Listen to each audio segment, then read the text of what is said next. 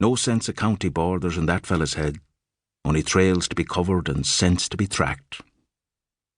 He's having his final meal, his last supper.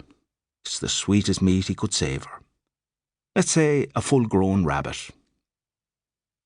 He leaves go of a lonely howl, waiting for the sound to return. Perhaps another male prowling the territories of Laois or Wexford, or even better, the yearning cry of a female matching his keen desire. Waiting, poised, head raised, ears flat back, ready to turn in any direction and lope off. A barn owl swoops low, breaking into his line of sight, a rustle in the heather nearby as small creatures make themselves smaller, stiller. Silence. He roams through last darkness till morning, his final dawn. Returns to his den. There's John Watson waking up, breaking the ice around the goatskin in his window frame. See what type of day is presenting itself. A bright day in Ballydarton, 1786, and he's ready for another crack at facing down his nemesis who's been plaguing his livestock. His 2 wolfhounds sleep on, the twitching paws drawing patterns in the ash spilled out across the hearth.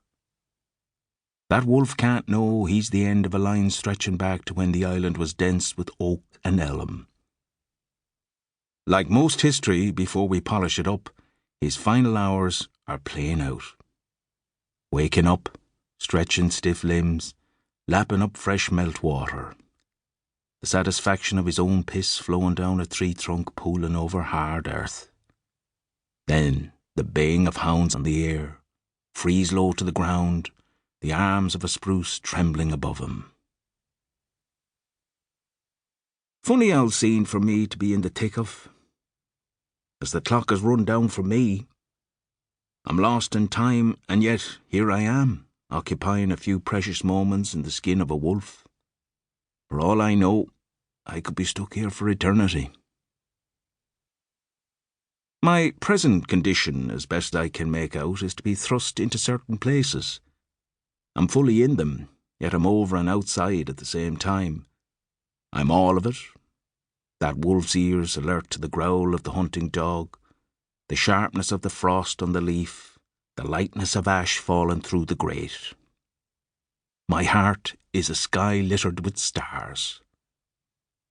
So that'll give you a sense of how there's no beginning nor end to yokes for me. It's some queer trip, this limbo eternity business. I'm striking out in another direction altogether now, whilst remaining in the same spot. There's a very few souls, when they hear mention of Carlow, will retrieve a different scene altogether, dredge it up from the depths of the grey matter. The first electric street lighting in all of Ireland. Wasn't it switched on in Carlow town?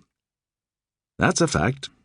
As we used to say, facts are your only man. Though I'm in a prime position to dispute this, having gone well beyond the fact of life and death, as commonly understood. 1891, the year when electricity began singing through the wires. Wires held up by wooden poles that were felled in woods near Stradbally, brought by horse and trap and erected by none other than one Patrick Whelan, the great-great-grandfather of yours truly, generally known as Patta. So there he is, the bold Patta, felling trees goodo, building his own guillotine, professionally speaking, as far as I can make it out, because his job up to then was gaslighter for the town. Not too much known of him, a third son, or maybe fourth, of little note till he hit the magic number 7 in our family. Beginning of the end for him, electricity. He took it on board. Change, that is. Left for Newfoundland. You have to keep moving or you'll be caught standing still. Parnell himself was in town for a meeting, ended up being the guest of honour at the switching on of the lights. A symbol of the new and free Ireland, Parnell declared.